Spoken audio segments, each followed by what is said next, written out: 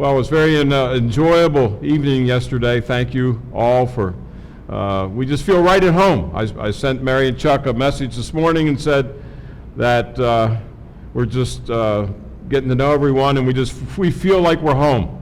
So that's how we feel. We really do.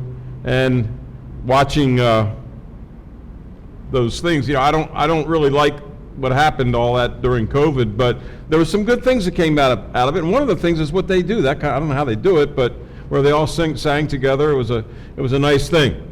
So and I think I might have mentioned, but Shelby and I were supposed to come down in that year for Pentecost. So now we finally have made it, and that kind of reminded me of all of that. So we feel like we're home. Thank you for making us feel that way. All right, let's get the slide up here. Oh, I hit something. Let's go. There we are. First day of Unleavened Bread. There's so much to talk about, but I'll try to keep it concentrated a little bit. The Torah, I got a picture here of a Torah scroll. The Torah is the foundation of the entire Bible. The rest of the Bible refers to the events of the first 5 books over and over again throughout the whole rest of the book. And I thought about this one time. I thought, well, one possible way to gauge or figure out the importance of the things that are in the Torah would be to count how many times those events or those people or whatever were referred to in the whole rest of the Bible, the other 61 books, the way we have it in our English translations. So I went ahead and did that. I decided to take the time to count. And here's what I found out. So we have different events that happen in the Torah in the first 5 books. One of them would be Adam and Eve, right? That's a big one. How many times do you think that Adam and Eve are mentioned in the rest of the Bible, other than just in a genealogy? 3 times. 3 times. All right? And then Noah, that's a pretty big story. Noah and the flood and all that. Noah's mentioned 4 times in the whole rest of the Bible after the first 5 books. How about the Tower of Babel? Or Babel, however you're supposed to say that. I thought that would surely be in there, and it is referred to kind of in a way, but it's not there at all. It's not there in the rest of the Bible at all, not explicitly. How about Abraham's call? Abraham, how God called him in Genesis 12. How many times do we read about that? Well, a lot. 13 more times, okay? How about creation? Just creation itself.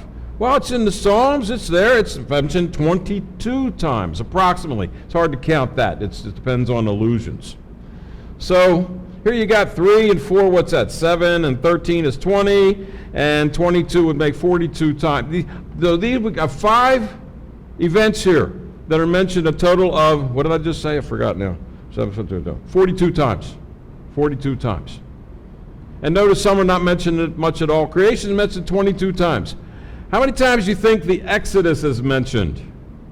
Guess what? 44 times or more, depending again on how you count. So I picked 5, and I thought these were pretty big deals in the Torah. Adam and Eve, Noah, Tower of Babel, Abraham's call, creation. And the Exodus is mentioned more times in the rest of the Bible than all those put together.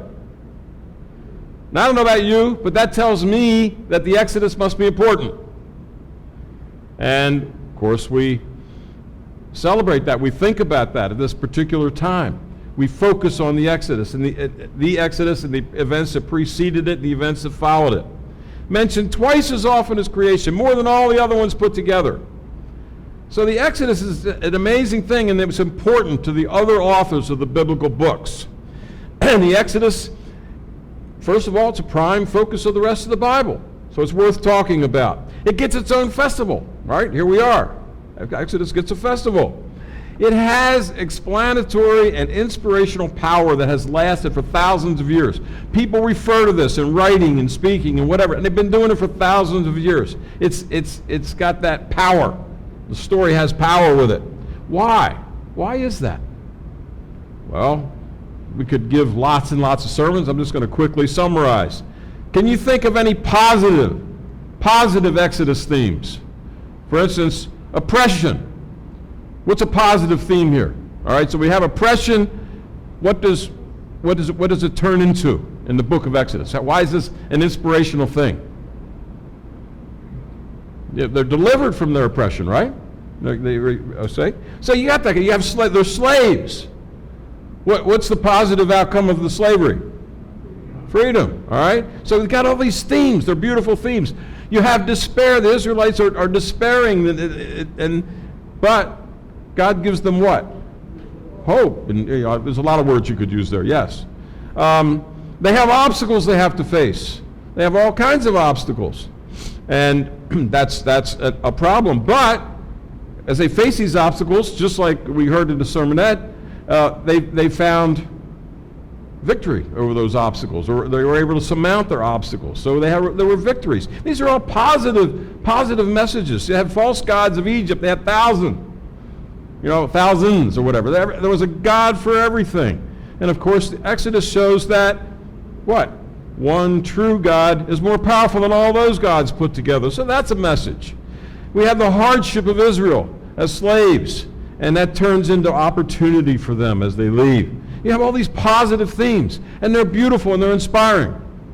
But in the book of Exodus, we also have negative themes, don't we? Are there some negative things? I think so. Israel had a success. They went through the Red Sea. They got out of Egypt. But then what happened? Well, they had a lot of failures, didn't they? They did the wrong things. They worshipped a calf. So that we have these negative themes too. They made a lot of progress by leaving, but they also backslid, didn't they? They went back into their old habits. So we have those lessons in there.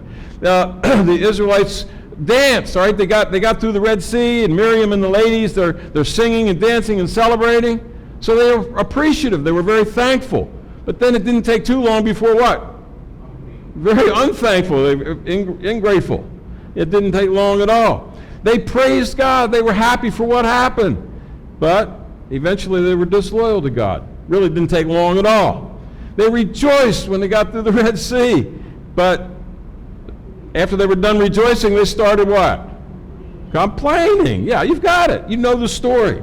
And the story's been around for thousands of years, and it inspires people, and there's warnings in the negative themes. There's all the symbolism, and you are familiar with the symbolism. Egypt is a symbol for sin, okay. We have Pharaoh, who's a symbol for Satan or the devil. And I didn't forget to capitalize. My mother, God bless her, refused to capitalize the S in Satan, so I just follow her example. All right, so we have leaven during the days of unleavened bread. What's that picture? Sin. So you know these things by heart. We have the land of promise, all right, the promised land, which is a symbol for the kingdom of God. So we know all these. The journey out of Egypt, of course, is symbolic for our journey out of sin. So we have all of these themes. We have all of the symbolism. It's when it comes time for the spring festival, if you're a speaker, your problem is not, what can I speak about? Your problem is, I got to limit what I speak about because there's so much, I can't cover it all in one sermonette or one sermon. That's the problem. It's not finding something to speak about because you got all of this. And it's all that in Exodus. And maybe that's why it's mentioned so many times in the rest of the Bible. I'm going to interrupt myself right now and say I tend to cover a lot, and I got a lot of stuff on the slides. If any of you would like to have it, I can give you links to the PowerPoints.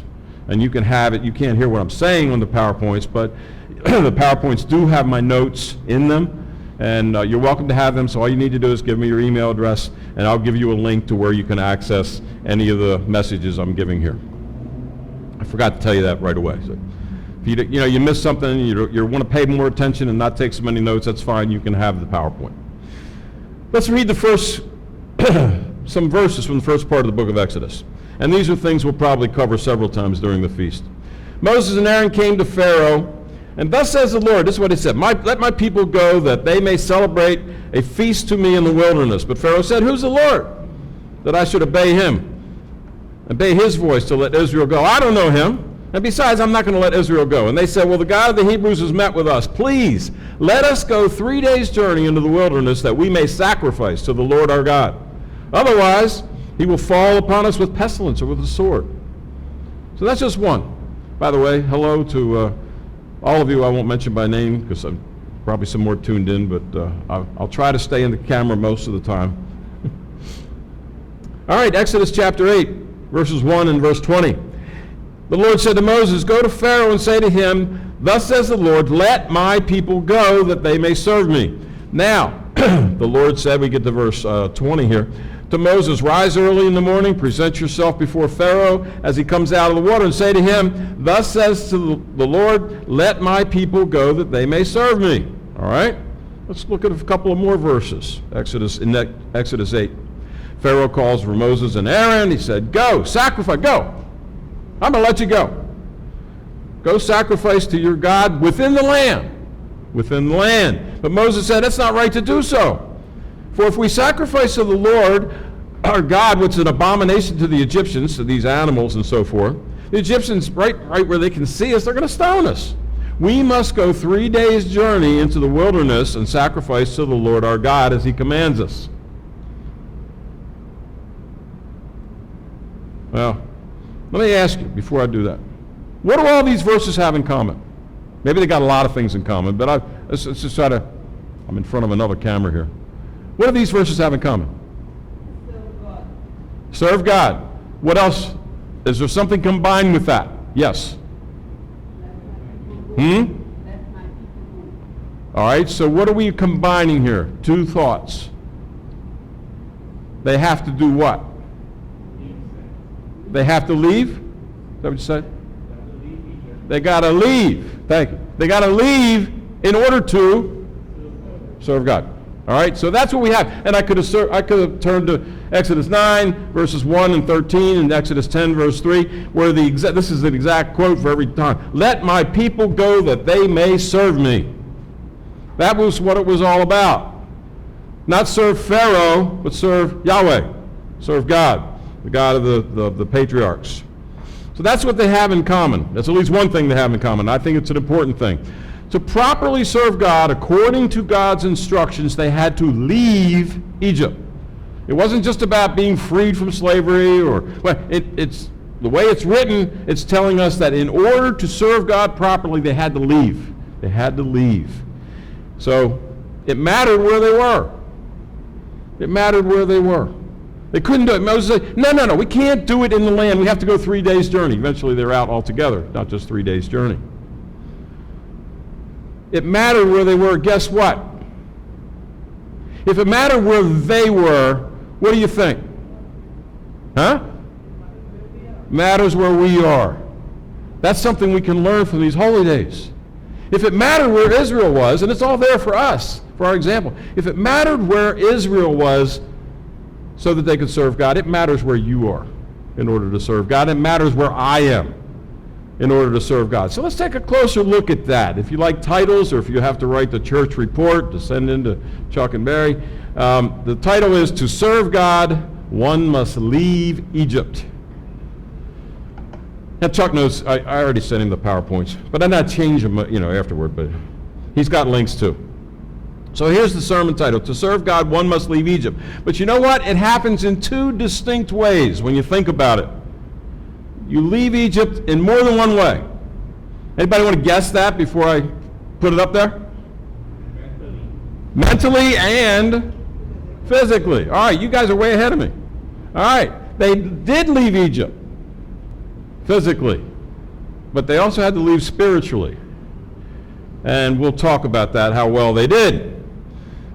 So we think of leaving as changing one's location. All right, I leave here, I go back home. Or I left home and I came here. And I changed my location. But leaving is also mental, as Junior said. We've got to leave that way, spiritually. So first, let's talk about the physical leaving. The physical leaving Egypt. All right? So we have Exodus 14. It said, "The Lord saved Israel that day from the hand of the Egyptians, and Israel saw the Egyptians dead on the seashore. And when Israel saw the great power which the Lord had used against the Egyptians, the people feared the Lord, and they believed in the Lord and in his servant Moses." So the Israelites left Egypt. They saw the dead soldiers, the drowned soldiers. And they were physically separate. They got on the other side of this water. And they're not in Egypt anymore. They were away from Egypt. So they did leave Egypt physically. And in Exodus, that's what it means, right? The word Exodus means you went from here to somewhere else. You left. So that makes sense. We moved from one place to another. The Israelites did do that. And how did that work out for them? Well, you rehearse this every year just like I do. It didn't work out all that well for them, did it, when we read the history? And here, if we look at Exodus 16, so we've only moved one chapter after the celebration in Exodus 15. The whole congregation of the sons of Israel grumbled against Moses and Aaron in the wilderness. The sons of Israel said to them, "Would that we have died by the Lord's hand in the land of Egypt, when we sat by the pots of meat, when we ate bread to the full. For you have brought us out in this wilderness to kill the whole assembly with hunger." So here they had the success. It's turned into complaining and problems. So what was the problem? They left. What was the problem here?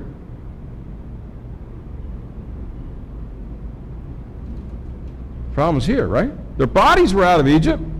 Where were their brains? Maybe not every single one of them, but their brains were still in Egypt, weren't they? They still longed for Egypt. We were talking on the way up, they all brought up Lot's wife.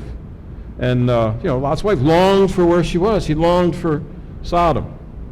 In America, we have an expression.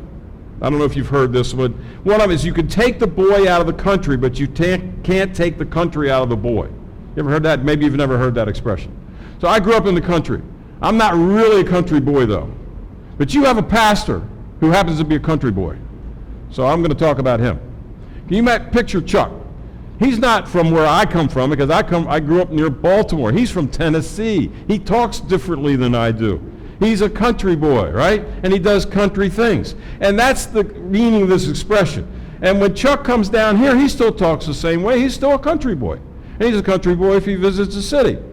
I'm a little bit that way, but not so much as him. He grew out more in the country, in a more rural place, in a more rural society there where he grew up. So we have this expression. We use it all the time. You can take the boy out of the country, but you can't take the country out of the boy. What if we change a couple words here? What if we go ahead and take out the country and change it to another expression? How about this one? You like that one? You can take the Israelite out of Egypt, but you can't take the Egypt out of the Israelite. That was the problem. Because that was all they knew. They were slaves. And they knew about the 1,000 gods or whatever the Egyptians had. They knew about that. They saw the plagues. They saw this Yahweh is a pretty powerful God, but it was very difficult for them to get all that other stuff out of their brain. And every time they had a problem or trouble, they wanted to go back. They wanted to go back. Why did they want to go back? Why did they want to go back? They were walking by what? Walking by sight instead of by faith. So these holy days here in the spring give us that story every year to think about. And 1 Corinthians 5 verse 7, you can write that down. But that's where we were to walk by faith, not by sight. They were walking by sight. Well, how bad was it? You can say, well, it wasn't that bad. They complain once in a while. Well, you get to Numbers 14, reading about after the spies gave their report, right? You remember that? The spies come back and, yeah, it's good, but they got giants there and whatever. And everybody but Joshua and Caleb were very negative about it. And all the congregation lifted up their voices and cried. And the people wept that night. And the sons of Israel grumbled against Moses and Aaron, and the whole congregation said to them, "Would that we had died in the land of Egypt. It'd be better to be dead than out here. Or would that we had died in this wilderness. Why is the Lord bringing us into this land to fall by the sword? Our wives and our little ones will become plunder. Wouldn't it be better for us to return to Egypt?" So they said to one another, "Let's appoint a leader and return to Egypt." How bad was it? It was pretty bad. They actually wanted to turn around and go back, volunteer to be slaves again. So their bodies were out of Egypt, but their minds certainly weren't. Not at all. Not their minds. So how does that apply to us?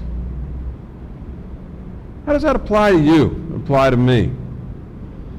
Well, it's something to think about all the time.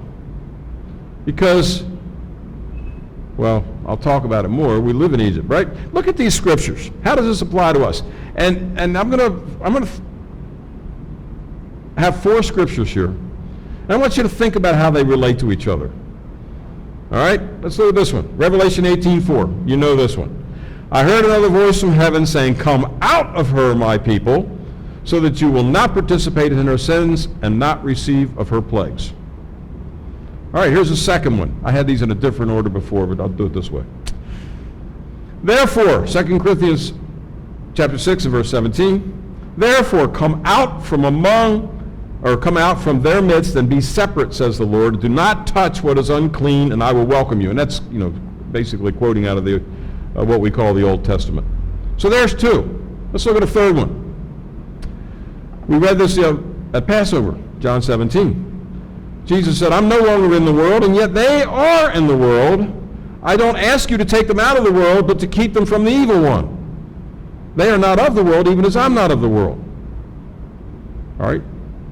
Put that up there with the other 2 that you already saw. Now, a fourth one, still in John 17. And as you sent me into the world, also I have sent them into the world. All right, let's look at these. Revelation 18:4 says, come out, right? 2 Corinthians 6:17 says, come out. John 17, verse 11, 15, 16, I don't ask you to take them out of the world. And then in verse 18, you sent me into the world, I've also sent them into the world. We'll juggle them for a little bit. Because they don't all seem to say the same thing, do they? Well, they don't. So how do we interpret that? How do we deal with that? The Bible tells us to come out of the world, but then Jesus says, I'm sending you into the world. You ever thought about that before? I have. I've thought about it a lot. Because I got a kind of like a picky brain or whatever. I look for contradictions and all kinds of stuff. And then when I see it in the Bible like this, I go, whoa, there's a message here and I don't really get it first off. I got to think about this. They seem to be approaching the same thing from different perspectives. So there's something there that we can learn. Leaving Egypt. Come out of her, my people. Be separate. Don't touch what is unclean. We read that on the left side. On the right side, they are in the world. I don't ask you to take them out of the world. They're not of the world, even as I'm not of the world. As you sent me into the world, I've also sent them into the world. Does it seem to be there's a little bit of a push, it's like God's asking us to do something, but it's how? How do we do that? How do we leave the world but stay in the world? How does that work? Maybe you've thought about that. I've thought about it a lot. And the older I get, the more I think about it. Come out, but don't come out. How do you reconcile all this? Well, here's the way, visually, I want to do it. Hope you appreciate this. I mean, if you could blow this up bigger, there's all kinds of influences here around this man's head. All kinds of internet things or whatever. All kinds of stuff out there, right? And it's all around us. It's all around us. And you know how God made your brain and my brain? Is it like a rock or is it like a sponge? It's like a sponge. Why? So we can learn, right? So your brain's like a sponge. And I don't mean a sponge like you squeeze it out and get rid of everything that's in there. The other way around. It attracts information. But in our world today, certain companies, individuals have figured out how to program stuff like this to throw all kind of stuff at your brain that's a sponge. And it's done with intent. They know what they're doing. They know how the brain works, and they know how to fill it full of stuff. All right? And how do they get it? Well, it gets broadcast all the time, doesn't it? Comes from all directions. And many of you go back to worldwide days. We used to talk about the spirit of the power of the air, right? That, the devil broadcasts in his own language, and our brains are attuned to that too. There's a powerful force in the universe, whatever you want to call it, that seeks to oppose God and everything that God does. And its purpose is to draw humans away from God and God's way. And we have a lot more technology now, and we can do that in a lot of ways that weren't possible 3,000 years ago when the Israelites marched out of Egypt. But it's the same system. It's the same system, the same techniques. There's a spirit out there that's after you, and it's after me. Now, what kind of things do you have to deal with? I don't know exactly what you deal with. I know what I deal with. You have social media. We're human. God made human beings social creatures. That's what we are. But the social media that we like, because we like to be connected with other people, feeds our brains full of all kinds of stuff, if we're not careful, that's not godly. And we have music, movies, magazines, entertainment industry. That's not godly, okay? I'm not telling you something you don't already know. We've got news and podcasts and politics. And news is entertainment. You think, well, maybe it's not. No. All right, I'm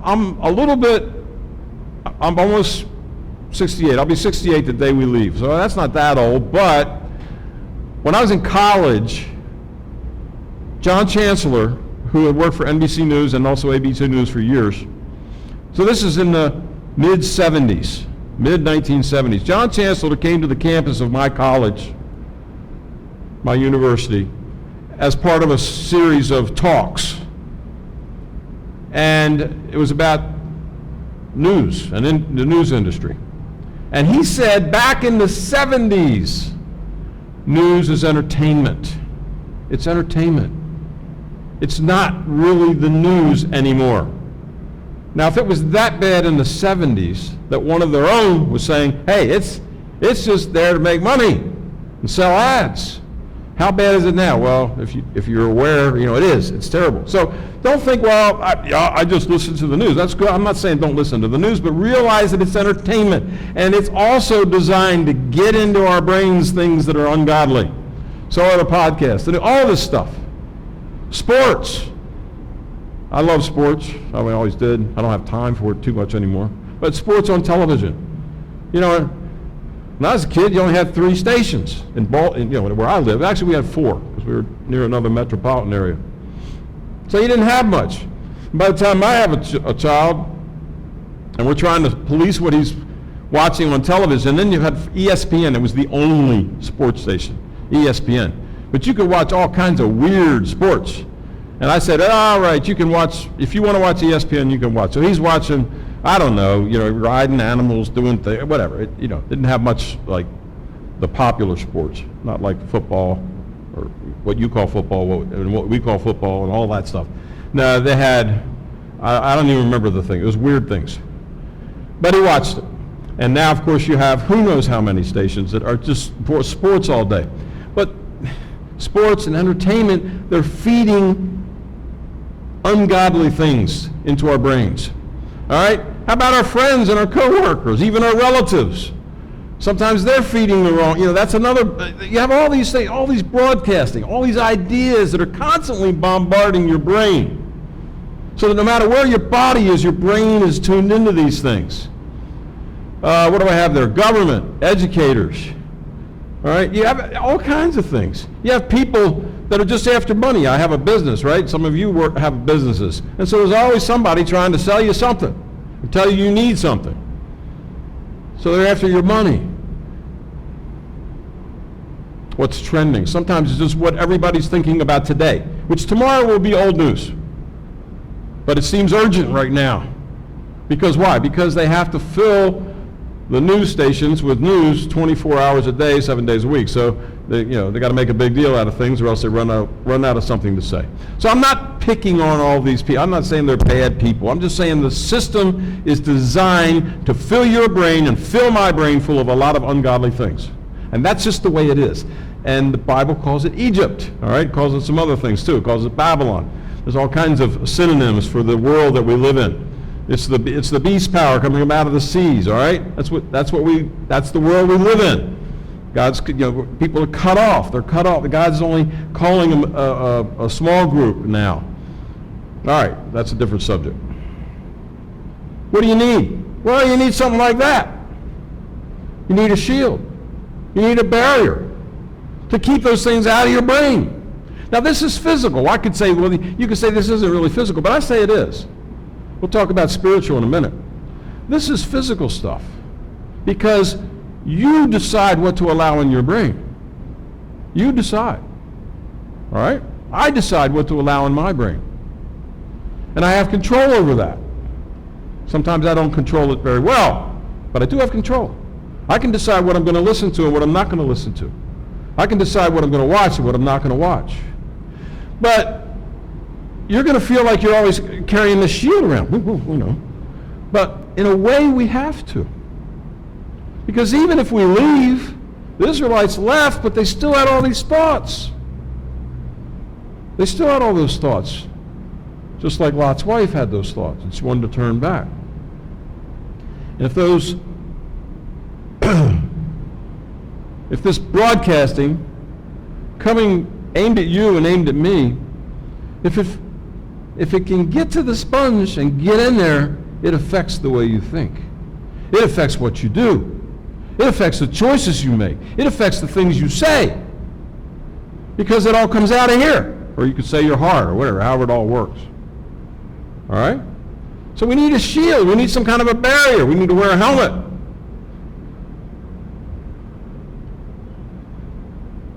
The mind is a seat of understanding.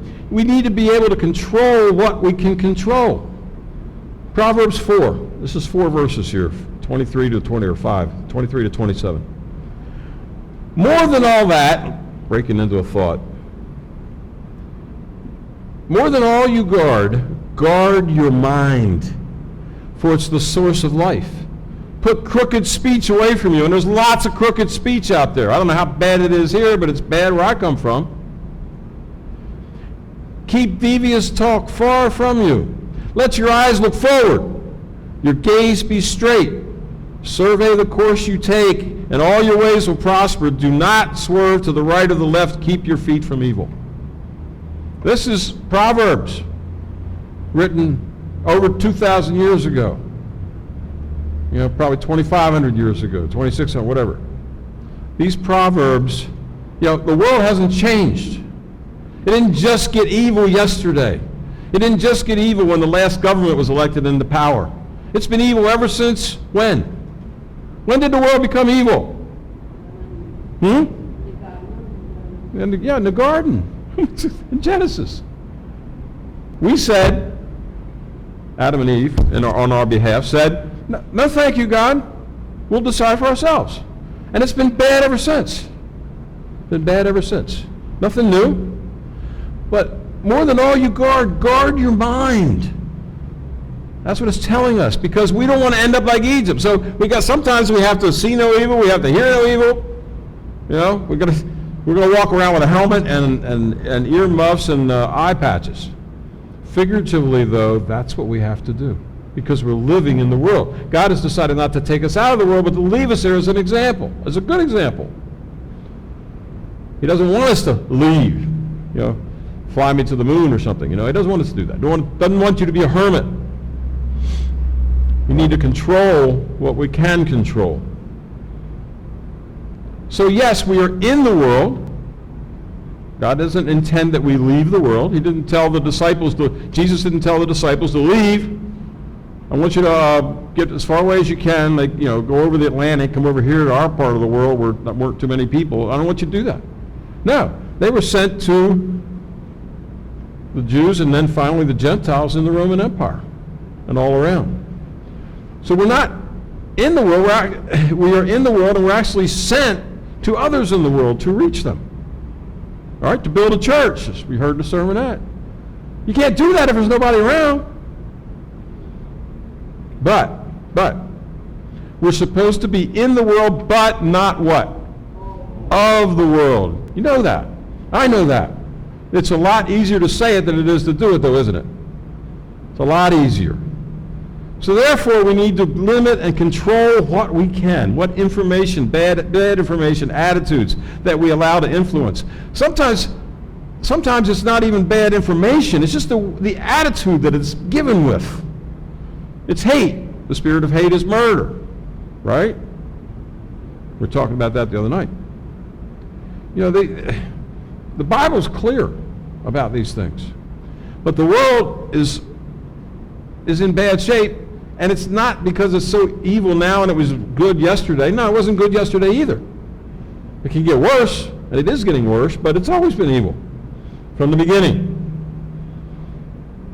So this is way easy to say, and I'm not pointing fingers here, but you know, if it's negative, we need to turn it off. We need to block it. We need to get the shield out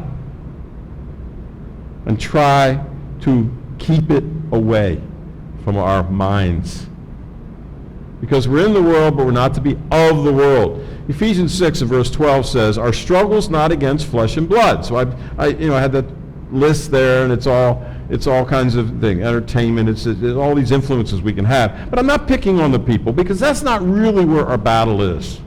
People do what people know how to do. And if they know how to program computers and phones in order and apps to make us addicted, that's what they do. You know, that's the way the world is. But your struggle and my struggle is it's not really against that. It's against the rulers, the powers, against the world forces of this darkness. Again, now, what is it talking about? You're, a president or a prime minister or a governor? No, not really. Yeah, I mean, they're part of the system. But here's what it is. It says, our struggle is against the spiritual forces of wickedness in the heavenly places. You realize that? We don't like to think about it maybe too much, but God has opened your mind and my mind to his truth. And there are a lot of Christians around the world that follow Jesus, and that's a good thing. But the world doesn't. And the world is still under the control of spirits that are not loyal to God. And that's God's will. That's the way it is now. So all of this broadcasting that I pointed out with that tower, now they're not evil people necessarily, but they're being controlled and manipulated by evil forces in the world that are there, spirits. And that's what Paul's writing to us in Ephesians. There's an evil spiritual world out there, and it's after you, and it's after your mind. Now, you don't have to fear that, because Jesus already conquered that. We read that on Passover. All right? Jesus already conquered the world. He says, he's already won the battle. So we don't need to fear that evil world, but we need to recognize that it's out there and it's in control. And if we open up our minds to what it's saying, it will affect the way we think. And it does affect it. Not just that it will, it does affect the way we think, because we can't get totally away from it. So we really need to be vigilant about that. We really need to be vigilant. And that's what this holy day, this season now in the spring is about. Paul wrote to the Ephesians, he continues, in reference to your former manner of life, lay aside the old self, which is being corrupted in accordance with the lusts of deceit, and that you be renewed in the spirit of your mind, and put on the new self, which in the likeness of God has been created in righteousness and holiness of the truth. These words in Greek for laying aside the old self and putting on a new self, it's the same words they use for taking off a piece of clothing and putting back on. Same word. So we need that old man needs to be taken off and put aside. And then there's a new man, a new self that we put on. And we know that, but we really need to do that. And part of that is resisting what's going on outside. Lay aside. It has to be aside, out there. You need to keep it out there. Continuing on. Therefore, laying aside falsehood, speak truth, each one of you with his neighbor, for we are members of one another. So falsehood was a problem 2,000 years ago. when Paul was writing. Be angry, don't sin though. Don't let the sun go down on your anger. Don't give the devil an opportunity. Oh, do we give the devil an opportunity? You know, we all have one of these, and I'm not picking on phones, but we have and a computer and all. You know, I use that to run my business, but it can also run me. That's what I have to stop. Can't let it control me. It takes effort, and we learn that lesson during this spring holy day, don't we? It takes effort to remember to avoid leaven in our culture, where we have bread and leavened products everywhere. Now, I get to go to Thailand, they don't have any leaven, I got to explain it to them. But for us, it's something we have to think about all week long, or we'll slip up and we'll let something get to us, get in us, right? The lesson's for us all year round, to be on guard about all this evil broadcasting that's headed toward our brains all the time. Continuing on here in Ephesians. He who steals, don't steal anymore, but rather you must labor, performing with his own hands what's good, so that we'll have something to share with one who has need. Let no unwholesome word proceed from your mouth, but only such word as is good for edification, according to the need of the moment, so that it will give grace to those who hear. So this is contrasting behavior. The days of unleavened bread are, for some reason, called the days of unleavened bread. Did you ever think about that? Maybe you never thought about that. I think about weird things, okay? So just humor me here for a minute. You could call it the days of not eating leavened bread, right? It's possible to call them that. The days of not eating leavened bread, but they're not called that. Why not? Because the point, yes, we're not to eat leavened bread, but the important thing is that we're eating the unleavened bread. That's what really matters. And I'm not saying it doesn't matter if you eat leaven. Don't eat leavening. Don't eat leavened bread. But it's the days of unleavened bread. It's what we put in us that really matters. That's what counts. And the unleavened bread, of course, pictures Jesus living in us, and so that's the symbolism for this week. So all week long we think about what we're eating, and also what we're not eating, but we think about what we're eating. You get hungry, you want to eat. You want some bread, so you get unleavened bread. Unleavened bread. We have to, it's not enough to just stop eating leavened bread, because if you have a bad habit, I have a bad habit.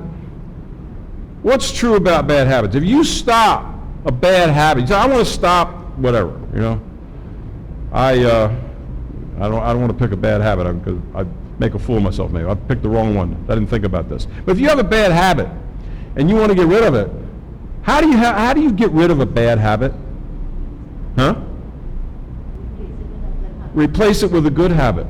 You go to any these seminars, with business kind of seminars where they teach you how to be good managers and all that. They always say that kind of stuff. And it takes apparently a few weeks to change habits. I don't know, it's 21 days or something like that, humanly. But the point is you have to replace a bad habit with a good one. And that's the lesson to me of the days of unleavened bread. I know in the past people would say, it doesn't matter whether you eat it or not. I'm not going to, if somebody says that, I'm not picking on them. I'm just saying the point of not, if you're going to, for a week, not eat the leavened bread, then the point is to eat the unleavened bread. You're replacing this habit with another habit. That's the lesson we need to learn. So I encourage you to eat something unleavened every day and think about it. Not just eat it, but think about what you're eating and what it symbolizes, what it pictures. All right, to finish up in Ephesians here. Let all bitterness and wrath and anger and clamor and slander be put away from you along with all malice. He doesn't stop there. He doesn't say just get rid of this habit. Then he says, be kind to one another, tender-hearted, forgiving each other, just as God in Christ has forgiven you. So you take a bad habit, you get rid of it, replace it with a good habit, just like you said. Put away. It's like changing clothes. It's like put this away, put something else on, all right? It's not enough just to try to, growing up in the church and observing these festivals for almost 60 years now, I know with this, as a kid, it was my job to clean the car, or it was my job to do this and that. And so my focus was on getting rid of stuff. And when I was young, I didn't think about what I was eating. And I got older and realized, I need to get the car clean, that's fine, but that's not where it ends. It's what I'm eating after that. It's what I'm eating after that. And we have to think about that. What's going through our minds there. Need to replace the bad habits with good habits, just like you said. All right, so that's physically. That, I know that we're talking about mentally thing here, but I think most of this is just the way we approach things physically. But in order to serve God, we need to leave Egypt physically and spiritually. So let's take a few minutes and talk about the spiritual aspect of this. What does this mean, to leave Egypt spiritually? We've already said, obviously, the Israelites, they wanted to go back, so their minds weren't in the right place. So the Israelites left Egypt, their bodies were gone, but their minds weren't. Their minds, and really this is where the permanent solution lies. This is where the real solution is. It has to be up here. I can't just, forcibly grab you and take you out of the world. If your mind's still there, it won't make any difference. Just like it didn't make a difference with Lot's wife. I didn't have her in the sermon, but we were talking about it on the way over here. Dale brought it up. So, we look at Hebrews chapter 3. It's talking about the back in the Exodus. For who provoked him? Indeed, didn't all those who came out of Egypt, and with whom was he angry for 40 years? Was it not with those who sinned, whose bodies fell in the wilderness? And to whom did he swear that they wouldn't enter into his rest, but to those who were disobedient? So we see that they were not able to enter because of unbelief. Unbelief. Their minds didn't change. They didn't really believe in the God who was doing these miracles.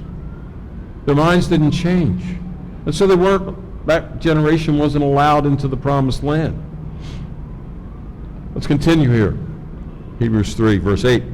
Don't harden your hearts as when they provoked me, as in the day of trial in the wilderness. Well, your fathers tried me by testing me. They saw my works for 40 years. Therefore I was angry with this generation, because they always go astray in their heart, their minds, okay?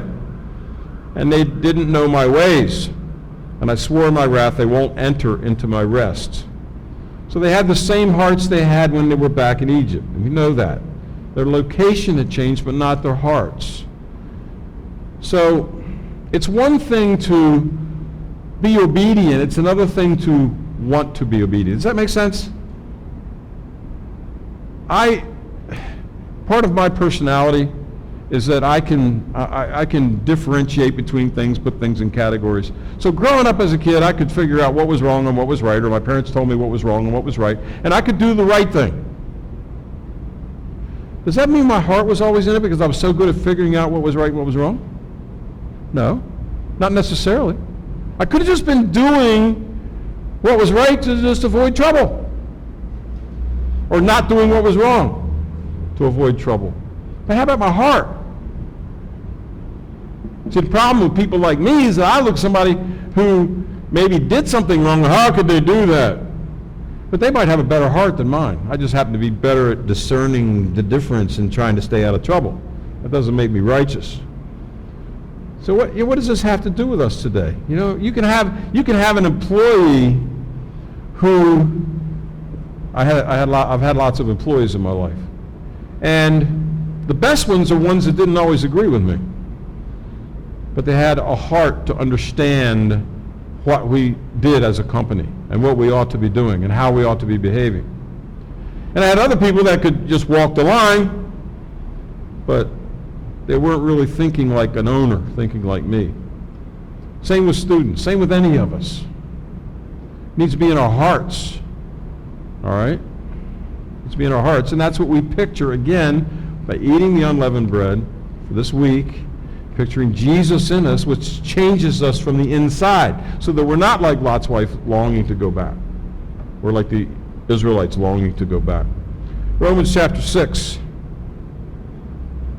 See, in order to leave the old life behind, we have to replace it with a new life, right? Or it doesn't work.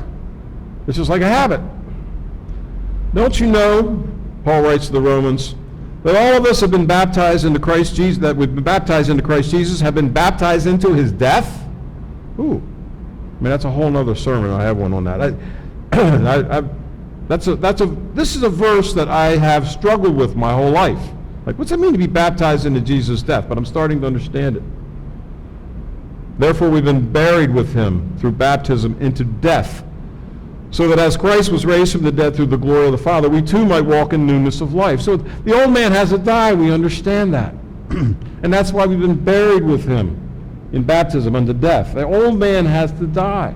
But that's not enough. Because if we don't replace, but let God replace, we can't do that. Let God replace the old man with a new man, or the old woman with a new woman, we'll be back where we started.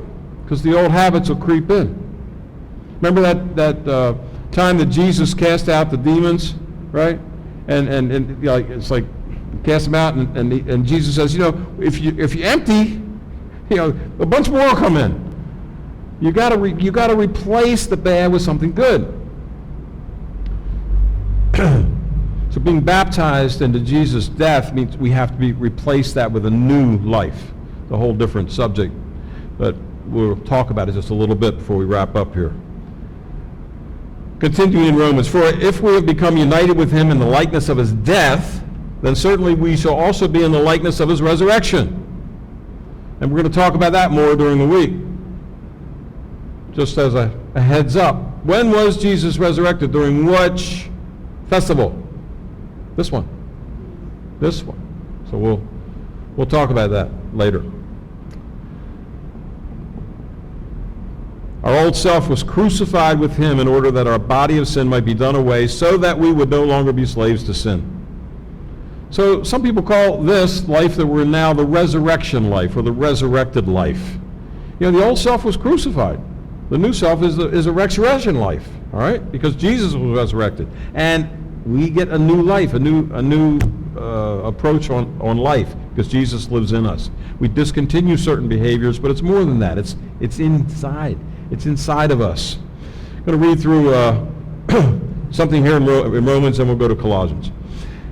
Present your bodies a living and holy sacrifice acceptable to God. All right, we talked about that before, which is your spiritual service of worship. And don't be conformed to this world. All right, that's tough because the world's trying to get us to conform to it. It doesn't like people that are outliers that don't join in.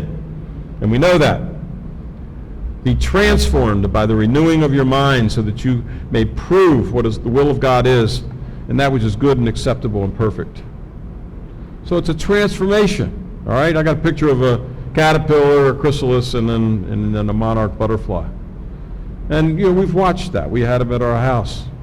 And we watched that process. And you realize, of course, that the butterfly looks nothing at all like the caterpillar.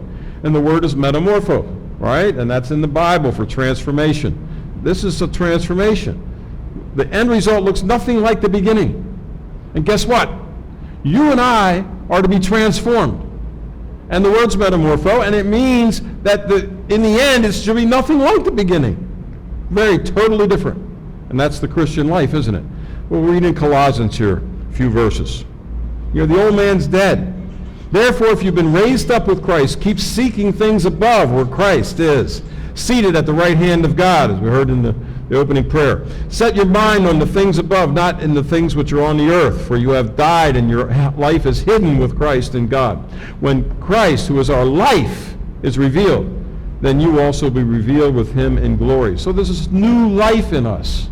It's not just getting rid of the old life. That's not the only thing we need to be focused on this week, but we get the new life, that we're eating the unleavened bread, picturing Jesus in us. Therefore, consider the members of your earthly body as dead to immorality, impurity, passion, evil desire, and greed. All these things are broadcast to us, right? Which amounts to idolatry. For it's because of these things that the wrath of God will come upon the sons of disobedience. And in them you were once also walked when you were living in them. So we need to get rid of these things, but we need to replace them. But now also put them all aside: anger, wrath, malice, slander, abusive speech, all these things. Don't lie to one another, since you laid aside, same word, take off your clothes, laid aside the old self with its evil practices, and have put on a new self who is being renewed to a true knowledge according to the image of the one who created him. This festival is not, in my opinion, primarily about putting something out. It's more important that we put something in to replace what's out. And Jesus does that, but he lives in us. Finally, verses 12 to 14. So those who have been chosen of God, holy and beloved, put on, same word, a heart of compassion, kindness, humility. This is what's supposed to be going in. Gentleness and patience, bearing with one another and forgiving one another. Whoever has a complaint against anyone, just as the Lord forgave you, so also should you. Beyond all these things, put on love, which is the perfect bond of unity. It's a tall order. And you know this. I'm not saying anything that we haven't heard before. I'm just tying it in with this festival season in a way that I think is important. And I think the Bible tells us it's important. So to serve God, we have to leave Egypt. We have to leave Egypt physically. We have to control and limit the information that comes into that sponge that's up on the top of your neck. Control the attitudes that we allow to get to us and influence us. And we need to replace bad behavior with good behavior, bad habits with good habits. But we need to serve God spiritually. We need to leave Egypt spiritually, to be transformed, totally changed, just like a caterpillar changes into a butterfly or a moth. A total transformation. A metamorphosis. We need to be transformed by the Spirit of God. The old man's been crucified and the new man lives the resurrected life. I know there's a lot there, but I think it's something that we ought to focus on during this festival season. So Adam and Eve's in there 3 times, Noah 4 times, Tower of Babel not mentioned again at all, Abraham 13, creation 22. But the Exodus is mentioned more times than all those put together because it's just a perfect picture of the process of salvation. And that's why the biblical writers go back to it and refer to it so often. It's a beautiful picture. It's a beautiful picture of what we are going through and the way God designed it. And that's why we focus on the Exodus during this festival season. We're all on our personal exodus out of sin, right? And it teaches us to serve God, to live that resurrected life. And in order to do that, we must leave Egypt. So let's go.